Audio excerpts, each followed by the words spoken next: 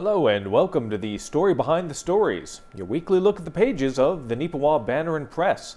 I'm Eoin Devereux, news reporter with the Banner Press, welcoming you once again to the show. Always appreciate you taking a little bit of your time and spending it here with us. And this week, joined by Kira Paterson, news reporter with the Banner Press. Hi, Kira. Hello. Good to have you in. Sure. And it's cardigan season. It sure is. And you know what that means. It's Christmas time as well, and this is the first of what I would imagine, Kira, is going to be many festive editions of the Banner Press over the next few weeks. And you've sort of started it off with a real Christmas bang, as it were, talking about the start of the Kettle campaign for the Salvation Army. Yeah, it's an annual thing they do to raise money for the Christmas hampers, which they give out to people in need at Christmas time. The money they raise also goes to their regular programming if they get more than they need for the hampers. But yeah, so the Salvation Army kicked off their Kettle campaign. I believe it was this past weekend, the 27th of November was the first day they were out and about. And the 4-H club did a little bit of volunteering for one of the kettle shifts, which Casper was able to get a picture of. What's kind of interesting about this as well, Kira, and I just experienced it about a half hour or so before we sat down to record the show, went to the post office to pick up my mail.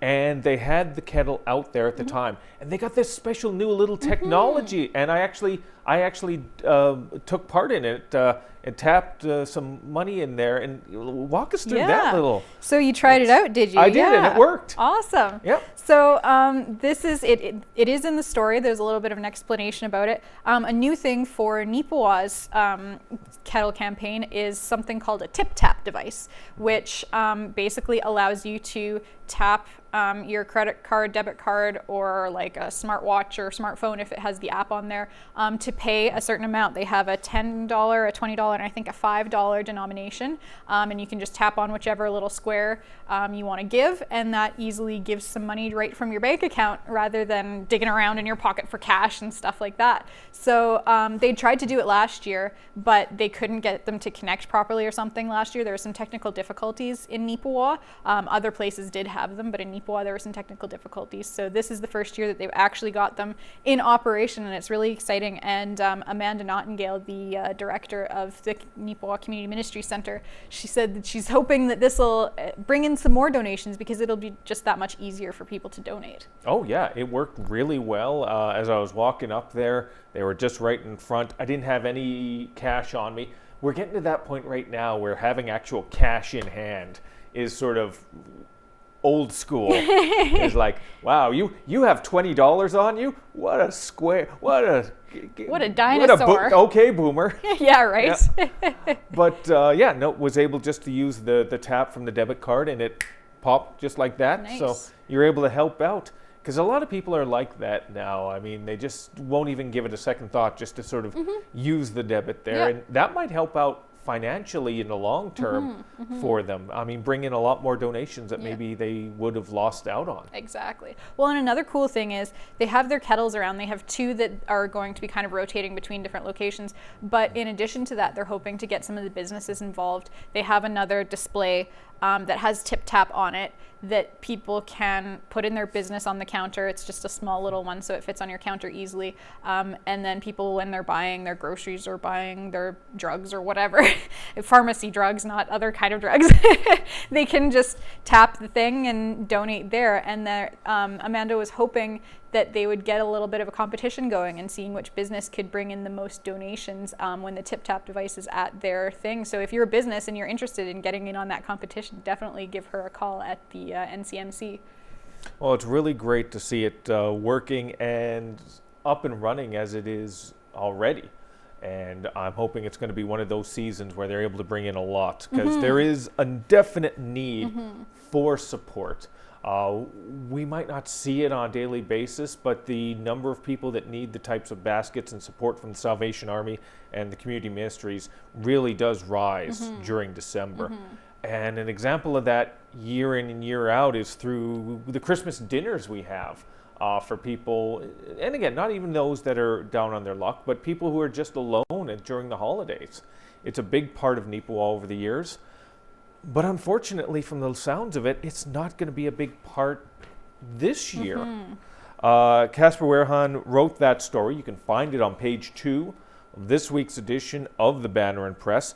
A difficult decision had to be made. There just wasn't the bodies there that were going to be able to operate it in the manner that it needs to, because there are a large number of people that go to the Christmas dinner. It's usually held at a local restaurant on Christmas Day. People come in, get a meal, get a chance to sit down and enjoy the festivities of Christmas with some people that are in the same boat as they are. It's too bad. It really is, I think. I mean, I can understand the concern, especially because it is still COVID. We are still being reminded to always be careful and try not to put yourself at risk and that kind of a thing at this point, and try not to spread COVID. So it makes sense that they kind of thought, well, it's hard to not spread COVID when you're sitting down and eating with a bunch of other people from who knows where, right? Yeah. So it is a great thing when it is safe to do so, but I can totally understand the decision to not do it this year, because it is, and they did the same thing last year. They had to cancel it. I mean, last year it was a lot more strict restrictions, so they had to cancel it. But this year they still wanted to kind of promote the safety of everything. So it makes sense, the decision they had to make. It is a shame, but it's understandable under the circumstances that we continue to have to deal with. And hopefully we will not be dealing with the exact same circumstances this Christmas that we had last Christmas, as Kira cited. I mean, the things were so much stricter last year. Yeah, because I wasn't even able, technically I was not able to visit my my parents in Brandon for Christmas. Yeah. During that time. Hell, I'll say it anyway. I did, but again, because of a technicality, because part of my mailing address is still that house. So technically I was not breaking any laws or any regulations whatsoever, because I still receive mail at that house.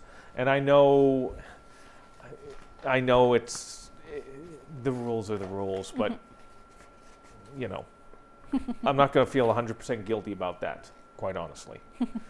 And hopefully this year we'll be able to visit all our families, you know, under normal circumstances. Although I won't be able to this year because my parents are going to visit my brother and sister-in-law in the United States. So even if you can visit them, they're not even going to be there. Yeah. Well, maybe I can visit the house, you know. Just for old time's sake. Yeah. All right. We are still in a very festive spirit right now with a bunch of Christmas-related stories. One regarding an event that happened this past weekend at the Yellowhead Hall, but it was run by Arts Forward, the glorious Christmas wish sale. Now, for those of you that weren't able to go down and see it for yourself, too bad, because it was very, very fun. I was down there both getting pictures for the Banner Press and as well working one of the booths as a representative for Neepawa Tourism. We got these great new sweaters that we've brought in that are highlighting some of the notable tourist attractions here in Neepawa. It was really just so much stuff for sale. Kira, you didn't get a chance to get down there, did you? No. I didn't make the effort to get it. If I lived in town, it probably would have been one thing, like, oh, I'll just walk down and check it out. But driving in, it's like a whole production. What if I don't even see anything I like? And I spent money on gas and blah, blah, blah, right? So well, to make you feel bad about it, it was pretty all right. There was a wide variety of stuff that was available from a bunch of local businesses and craftspeople. And it was a lot of fun. Like even from tourism standpoint, we were just there sort of spotlighting it. We didn't expect a huge sale, but we were able to sell enough to cover the day and then some. And we're going to put that money into the coffers. We do a lot of events celebrating and spotlighting Neepawa, and that's where this money goes to. And the sweaters were well received. If you want to see a picture of them, you can see it on page 11 of this week's edition of the Banner Press, as well as some of the other businesses that were a part of it. I'm sorry I wasn't able to spotlight every single vendor that was there, but there were about 25 or 26 vendors there. So it would have been a couple pages to do it right. So there's just a few that got spotlighted We wish we could have done more with that, but it sounds like it went over very well. Yeah, and I think that's always one that's really big hit. So it's really exciting because I think they had to take the year off last year, obviously, like we were talking about, restrictions didn't allow for it. Yep. So it's really great that people were excited to get back to it and see everything and find some handmade and homemade and local gifts for people. That's right. That's on page 11, as we said, a bunch of pictures from there. And just even though we don't have it on our list of items we wanted to talk about, I'm just going to quickly throw this out there. Something that came in late, just before we went to publication, but some very good news, some major improvements announced by the province for Highway number 10, essentially from Minnedosa all the way up to the park there. And anyone who's driven that over the years knows it could use one or two improvements, quite honestly. But they're going to be doing some upgrades over the next in multiple phases. So once the spring and summer comes, if you're going up to the lake, expect maybe a couple of delays here and there. But in the long term, I think it's definitely going to be worth it. Oh yeah, I believe so. Yeah. Yeah. All right. Again, that can be found on page 11 as well as the Christmas wish sale. We're skimming right through a lot of these, and it makes it relatively easy because there's a lot of positive stories to talk about in this week's paper. Yeah. Usually we're real Debbie Downers, bringing the depression and whatnot, but this week it's nothing but positivity. And here's another example of it. This is a story actually I had for last week's edition. We sat on it for a little bit. Just wanted to make sure all the I's were dotted, all the T's were crossed on this. It is the Breakfast Club program that happens at the Yellowhead Arena each and every year.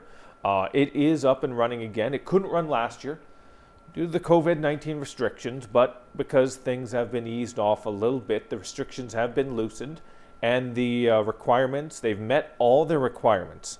Just, for those of you unfamiliar with it, what it is a bunch of volunteers and parents of youngsters between the ages of 5 and 15.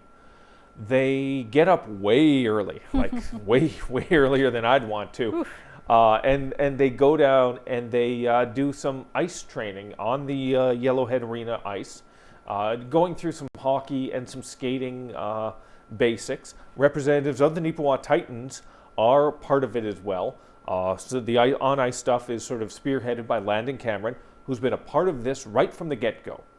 And other parents as well don't get to do all that fun stuff on the ice. They're back in the kitchen.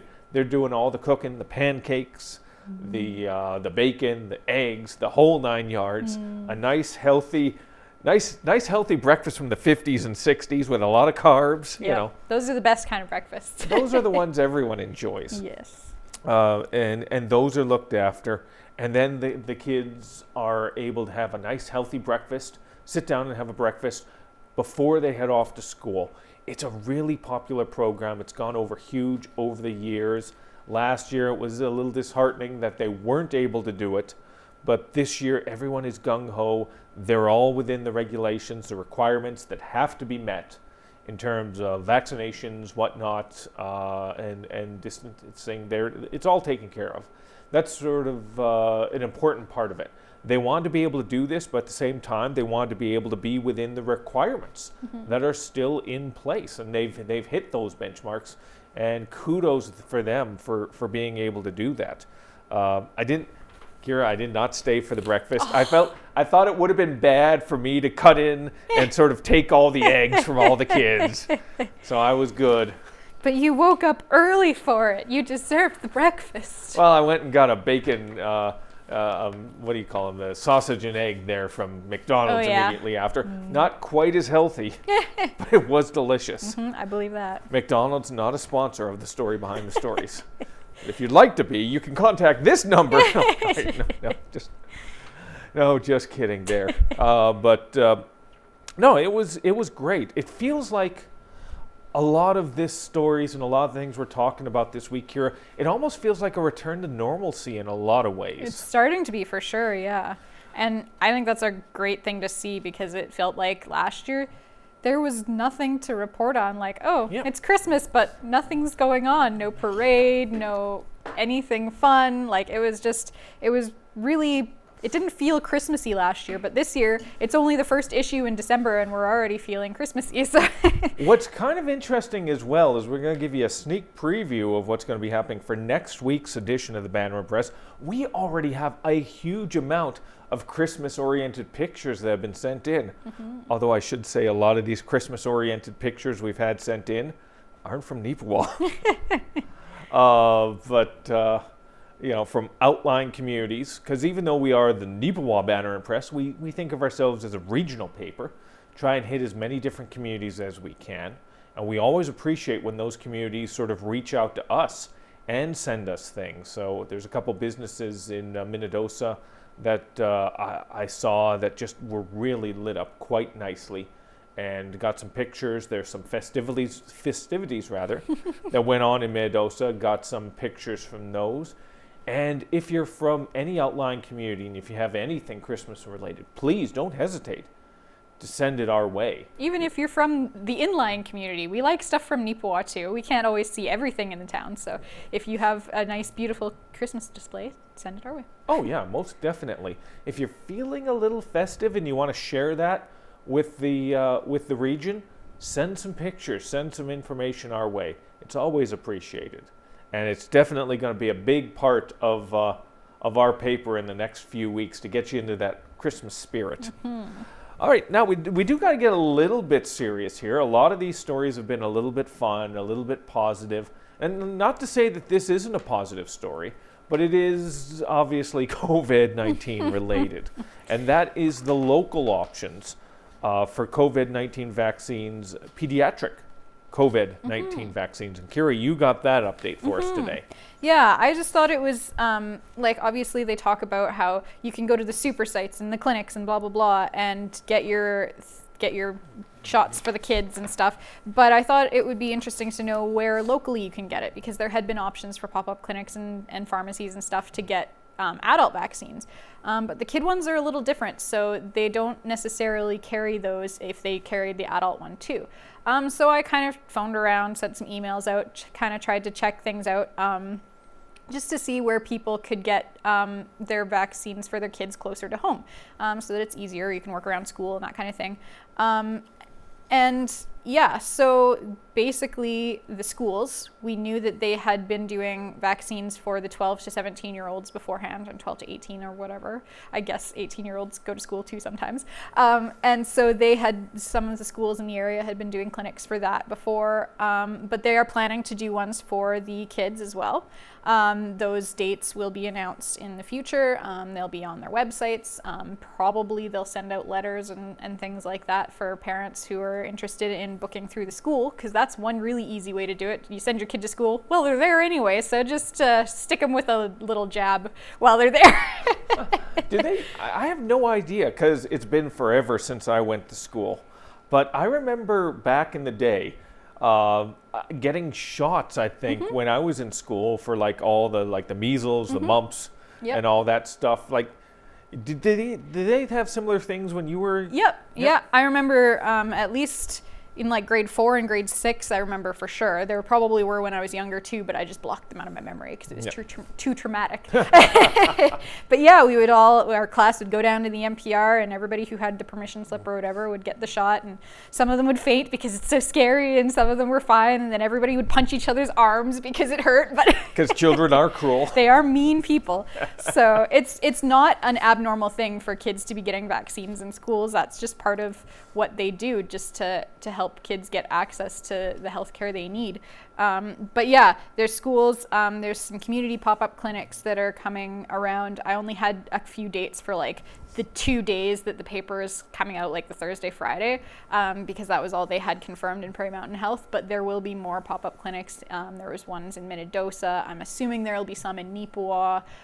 But yeah, there's lots of options for people who want to book vaccines for their kids that'll help everybody get back to normal. Like we've been talking about, things are kind of starting to get back to normal, and I think that part of that reason is because of vaccines. And look, I can understand as a parent, obviously, if you have some concerns or some questions about that, you want to do your due diligence. You want to look into these types of things. There's nothing wrong with that whatsoever. We receive letters on a consistent basis, people questioning these types of things, and we do have similar letters in this week's edition, and they say, you know, if you do have concerns, because a lot of parents obviously care about their children more than themselves at times, as you know, which is a wonderful thing. So they want to make sure. They might feel fine about doing it themselves, but they want to make sure that their children are safe. That's an understandable sort of situation. So, but again, don't be afraid to ask the questions, you know, and then make the decision. As you know, though, the government is mandating that there's certain things that kids will not be able to do very soon if they don't have the vaccines. So you have to keep that in mind. Personal choice is one thing, and you have to respect personal choice, but you have to understand there are unfortunately, there are some ramifications to those personal choices. There's not much we're going to be able to do about that. So you got to have the yin and the yang with that when it comes to what you do for yourself and for your family. Exactly. Yeah, there's always options to weigh. But yeah, it's definitely good to know if you are sure or if you are considering, there are options locally to be able to get your kids vaccinated if that's something that you want to do. Yeah. And again, like I said, we've received so many letters over the weeks, and story behind the story.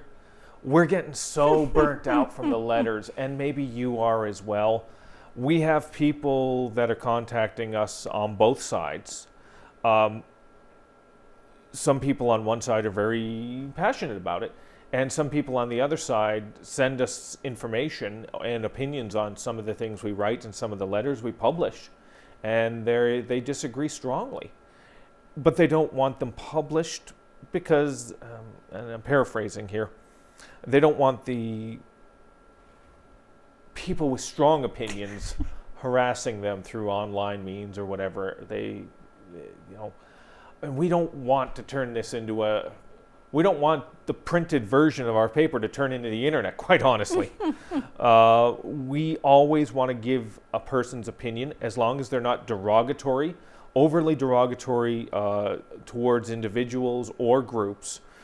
Even if we don't agree with an opinion, we will give the opinion the opportunity, as long as they're not sort of, what's the word I'm looking for here, Kira? Doing any sort of, you know, witch doctor stuff for the most part. Maybe I'm going down a path I shouldn't go down right now. But your opinions are always valid, even if we don't 100% agree with them. And even if our readership doesn't 100% agree with them, we want to hear your opinions. We want to have this type of dialogue. And we hope that more people on the other side are willing to step up and push back on it. Maybe I've said too much. Maybe I should shift over to more happy things now. Oh, and you got to get your rant in always. Oh, yeah. Yeah. But let's get over to happier things. Story I wrote about a couple weeks ago, Rockin' the Riverbend, a musical showcase that's going to be a part of the Makers Market, which is a part of Neepawa Tourism. This year's Makers Market, huge success, went above and beyond what we expected it to be. And we want to build on that.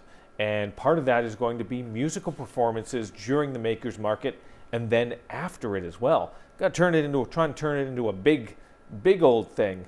And fortunately, it seems like it's off to a good start already. All the performance slots that were available, 8 total over the 2 days, have been accounted for. Groups stepped up, contacted Jeff Descender, the owner and operator for Frozen Fire Studio, also a member of Neepawa Tourism, who's putting this together. And he said the response, they were expecting, Kira, that it was maybe going to be about early January, early mid-January, they'd be able to fill these positions, but they, like that, Wow. all gone. That's impressive. Yeah, he is very happy with that, and I got to say I'm happy with it as well. So it could turn into something even bigger than we expect it to be. It's really exciting. And it's exciting to see the excitement of the artists that want to get involved in it, because when they're excited, then everything will be better. Yeah. Because it's been how many years? It's been about maybe 6 years or so since the end of the Lily Festival, maybe 7 years. Neepawa does need something. It does need an attraction. But a lot of the volunteers for the Lily Festival have aged out or are just worn out. And I hate to say it, but for the most part, my generation, the generation that maybe needed to step up, hasn't done so to the large degree. And there are a lot of people around Neepawa tourism who have sort of seen that and have decided, okay, maybe we need to take it amongst ourselves and start running with it. And hopefully we are able to turn it into something bigger. But we need the support of the community, and we need the support of the people. So, but again, Neepawa is the type of town, Kira, that, it's a show me town. It's like, all right, I'll back you, but first you got to show me it's going to succeed. Well, and then I'll get behind it. Well, we saw that the market succeeded last year, so that should be a good start, right? Yeah, hopefully. Yeah. And hopefully we'll be able to build on that with the Rock in the Riverbend.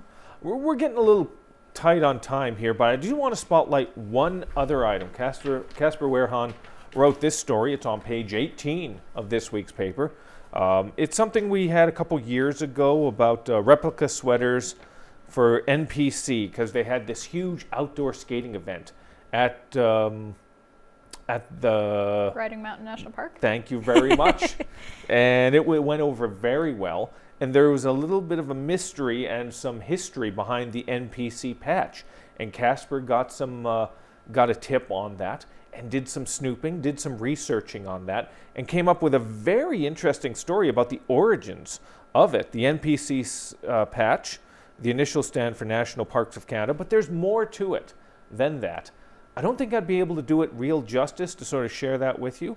That's why you got to pick up an edition of the Banner Press and sort of watch the mystery from point A to point B to point C, and sort of the history, and sort of discover it yourself. Yep.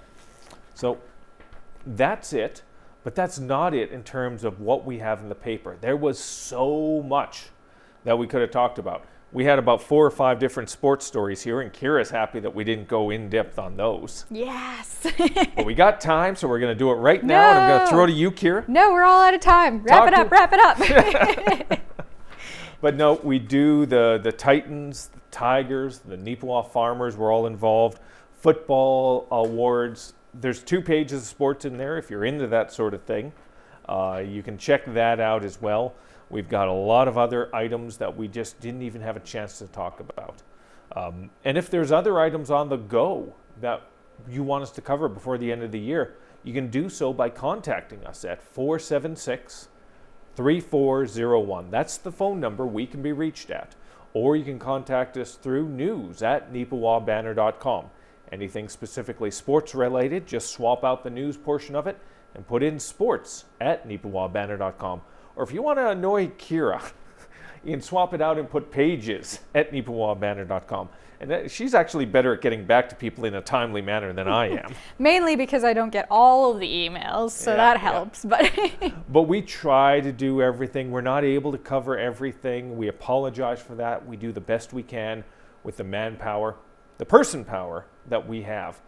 But we appreciate your support, and it's greatly appreciated.